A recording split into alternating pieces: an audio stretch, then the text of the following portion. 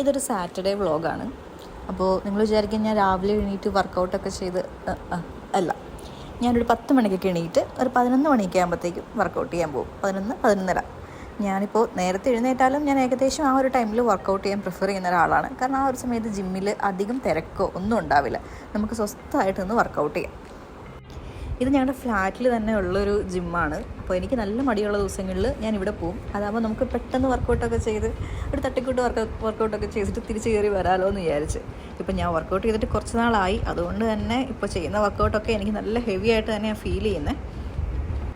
എന്നാലും ഞാൻ എൻ്റെ പ്ലാൻ ചെയ്ത വർക്കൗട്ടുകളൊക്കെ ഒന്ന് ചെയ്തിട്ട് ഞാൻ തിരിച്ചു വന്നു. തിരിച്ചെത്തിക്കഴിഞ്ഞാൽ ഇതാണ് എൻ്റെ മെയിൻ ഹോബി. ഞാനിവരെ പെറ്റ് ചെയ്യാന്നൊക്കെയാണ് പറയുക, പക്ഷേ അവരുടെ പെർസ്പെക്റ്റീവിൽ നോക്കിക്കഴിഞ്ഞാൽ ഞാൻ അവരെ ശല്യം ചെയ്യുന്നു എന്നായിരിക്കും അത് വിചാരിക്കുന്നത്. എനിവേ, എനിക്ക് അവരെ ഇങ്ങനെ പെറ്റ് ചെയ്ത് എടുത്തിട്ടൊക്കെ ഇരിക്കാൻ ഭയങ്കര ഇഷ്ടമാണ്. അപ്പം ഞാൻ റിലാക്സ് ചെയ്യുന്ന ഒരു ടൈമിൽ ഞാൻ എന്താ ഇങ്ങനെയൊക്കെ ചെയ്തുകൊണ്ടിരിക്കും. ഞാൻ പുറത്തു പോയപ്പോഴേക്കും കാര്യമായിട്ട് അവർക്കുള്ള ട്രീറ്റ് എന്തോ വാങ്ങിയിട്ട് വന്നു എന്നുള്ള പ്രതീക്ഷയിൽ ഓടി വന്നതാണ്. പക്ഷേ എന്ത് ചെയ്യാൻ, പെട്ടുപോയി. ഇപ്പോൾ അവർക്ക് വേറെ വഴിയില്ല, അതുകൊണ്ട് ഇങ്ങനെ ഇരിക്കുകയാണ്.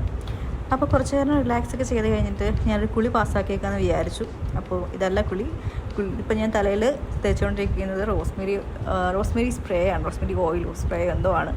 അത് തേച്ചിട്ട് എന്തെങ്കിലും ഗുണമുണ്ടോ എന്ന് ചോദിച്ചാൽ എനിക്കറിയില്ല. പക്ഷേ എൻ്റെ ഒരു വിശ്വാസം, ഞാനതിങ്ങനെ ഇടയ്ക്കൊക്കെ എടുത്ത് അപ്ലൈ ചെയ്തുകൊണ്ടിരിക്കും.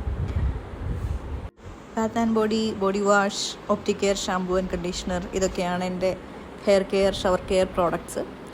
അങ്ങനെ കുളിയൊക്കെ കഴിഞ്ഞ് എത്തി. ഒരാശ്വാസം. ഇനി കുറച്ച് സ്കിൻ കെയറിലേക്ക് കിടക്കാം. സ്കിൻ കെയർ എന്നൊന്നും ഇതിനെ വിളിക്കാൻ പറ്റില്ല. കുളിയൊക്കെ കഴിയുമ്പോഴേക്കും സ്കിന്നൊന്ന് ഡ്രൈ ആകുമ്പോൾ ഒന്ന് മോയ്സ്ചറൈസ് ചെയ്ത് പ്രെപ്പ് ചെയ്തെടുക്കുക. വാവ്, ഇവിടെ നല്ല ലൈറ്റിംഗ് ഉണ്ട്, അതുകൊണ്ട് മുഖമൊക്കെ നന്നായിട്ട് തിളങ്ങുന്ന പോലെ എനിക്ക് തോന്നി. ആൻഡ് ഈ ഒരു മോയ്സ്ചറൈസർ ഞാൻ ഈയിടയ്ക്ക് വാങ്ങിച്ചതാണ്, പക്ഷേ കൊള്ളാം കേട്ടോ. അങ്ങനെ സ്കിൻ കെയർ കഴിഞ്ഞു. സ്കിന്നൊക്കെ നല്ല രീതിക്ക് മോയ്സ്ചറൈസ് ആയിട്ടുണ്ട്. ആൻഡ് ഇനിയിപ്പോൾ നമുക്കൊന്ന് റിലാക്സ് ചെയ്യാം. ഇത്ര തന്നെ റിലാക്സ് ചെയ്യുമായിരുന്നു, എന്നാലും ഒന്നുകൂടെ റിലാക്സ് ചെയ്യാം. ഇത് ഞാൻ കണ്ടുകൊണ്ടിരിക്കുന്നൊരു സീരീസാണ്. അപ്പോൾ ഇത് കുറച്ച് നാളായിട്ട് കണ്ടുകൊണ്ടിരിക്കുന്നു, കഴിഞ്ഞിട്ടില്ല. അപ്പോൾ ഇതിൻ്റെ ഒരു എപ്പിസോഡ് 1-2 എപ്പോൾ സ്കിപ്പ് ചെയ്യാൻ തോന്നുന്നു അപ്പോൾ വരെയുള്ള എപ്പിസോഡ് നമുക്ക് കാണാം. ഒരു 2 എപ്പിസോഡ് കഴിഞ്ഞപ്പോഴേക്കും എനിക്ക് ബോറടിച്ചു തുടങ്ങി. പിന്നെ ഞാൻ കുറച്ച് ക്ലീനിങ്ങും കുക്കിങ്ങും ഒക്കെ ആയിട്ട് കുറച്ച് സമയം അങ്ങനെ പോയി. എനിക്ക് എൻ്റെ ലൈഫിൽ തീരെ ഇഷ്ടമല്ലാത്തതും എന്നാൽ നല്ല മൂഡുണ്ടെങ്കിൽ ഞാൻ ചെയ്യാൻ ഓക്കെ ആയിട്ടുള്ളൊരു കാര്യമാണ് കുക്കിംഗ്. അങ്ങനെ ഒരു ഈവനിങ് ആയപ്പോഴേക്കും ഞാനൊരു ചായയൊക്കെ എടുത്തുകൊണ്ട് വന്ന് ഈ വിൻഡോയുടെ സൈഡിൽ ഇരുന്ന് കുടിക്കാൻ തുടങ്ങി. ഇതെൻ്റെ ഒരു ഫേവറേറ്റ് സ്പോട്ടാണ്. നോർമലി ഞാൻ ഇവിടെ ഇരുന്ന് ചായ കുടിക്കും. ഇവിടെ നിന്ന് ആ പുറത്തേക്കുള്ള വ്യൂ എനിക്ക് ഭയങ്കര ഇഷ്ടമാണ്. ഭയങ്കരമായിട്ടുള്ള വ്യൂ എന്നല്ല, പക്ഷേ അത്യാവശ്യം ഒരു ഹരിതാപയും പച്ചപ്പൊക്കെ അവിടെ നല്ല രീതിക്കുണ്ട്.